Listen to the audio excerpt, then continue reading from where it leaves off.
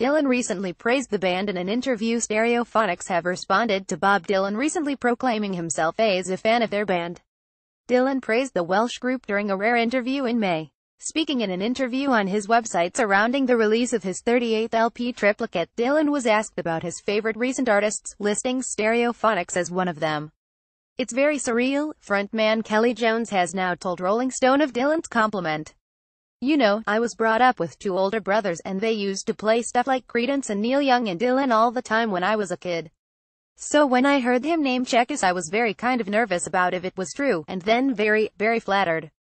Jones added, "Because I've spent a long time trying to writing lyrics that mean something to myself, and that hopefully other people can then relate to.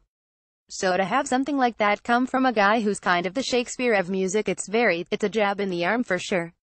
It's encouraging, you know." Scream Above the Sounds, Stereophonics' 10th album, is out on October 27th.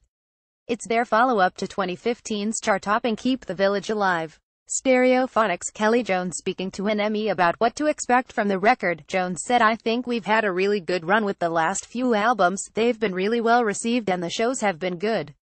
The audiences have been getting bigger and more diverse. There's like 16 and 17-year-old kids in the front row, which is really good for us. We're starting to find new people at our shows as well as having people that have been following the band for a long time. The last few records and this one are quite varied. They've just been a series of work we've been doing since we've had our own little place to work and record. We've been making a lot of music over there, and the albums are more like collections of work that we've recorded rather than going into the studio to make albums. We're just recording, taking the best ones and working as a group really." Asked about his lyrical inspiration, Jones replied, "I've always written about things that I'm going through, experience and people's experiences around me.